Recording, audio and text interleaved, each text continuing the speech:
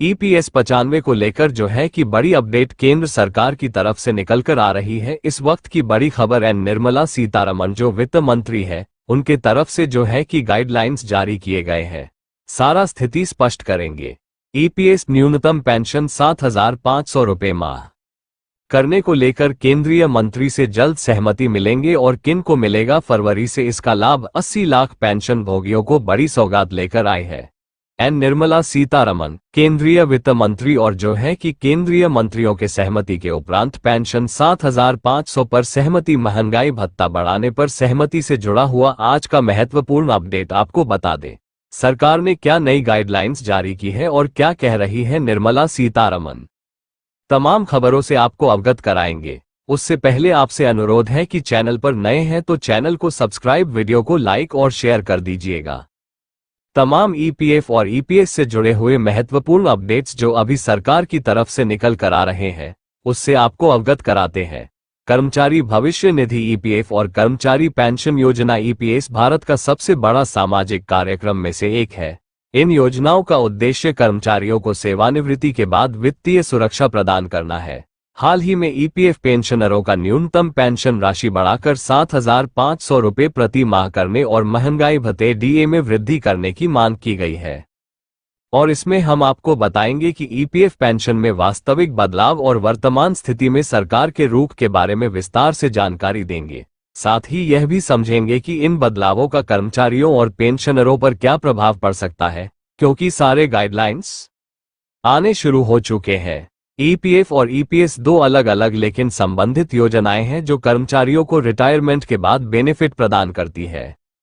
आपको बता देते हैं, EPF यानी कि एम्प्लॉइज प्रोविडेंट फंड और EPS यानी कि employees pension scheme. Employees provident fund 1952 में शुरू की गई थी, जबकि एम्प्लॉइज पेंशन स्कीम 1995 में। उद्देश्य रिटायरमेंट के बाद सेविंग्स करना, जहां प्रोविडेंट फंड की बात है। वहीं मासिक पेंशन जो है कि EPS यानी कि एम्प्लॉइज पेंशन स्कीम का उद्देश्य कर्मचारी का योगदान, बेसिक सैलरी का अब तक 12% ही मिल पाता था, किंतु अब इसे 50% से अधिक करने की बात चल रही है। और नियोक्ता का योगदान बेसिक सैलरी में 3.67% और बेसिक सैलरी का 8.33% मिलता था, जिसे बढ़ाया जाएगा। लाभ एकमुश्त राशि और मासिक पेंशन न्यूनतम सेवा जो कि इसमें कुछ नहीं रिटायरमेंट के बाद और जो कि 10 वर्ष कार्य किए हुए व्यक्तियों को मिलता है। वर्तमान न्यूनतम पेंशन 1,000 रुपये माह दिए जाते थे। न्यूनतम पेंशन 7,500 रुपये की मांग उठी है। वर्तमान स्थिति में EPS के तहत न्यूनतम मासिक पेंशन 1,000 रुपये ही थे और यह राशि 2014 में तय की गई थी और तब से इसमें कोई बदलाव नहीं किया गया था। कई पेंशनर संगठनों का कहना है कि यह राशि बहुत कम है और इसे बढ़ाने की जरूरत है, और इसी को लेकर निर्मला सीतारमण ने जो है कि अपडेट किया है और सरकार की तरफ से आज नई गाइडलाइंस और नए अपडेट्स निकल कर आ रहे हैं। आपको बता देना चाहते हैं कि EPS 95 नेशनल एडिशन कमेटी ने न्यूनतम पेंशन को बढ़ाकर 7,500 प्रतिमाह करने की मांग की है। साथ ही महंगाई भत्ते, DA वृद्धि और पेंशनरों और उनके जीवन साथियों के लिए एकमुश्त चिकित्सा उपचार की मांग की गई है।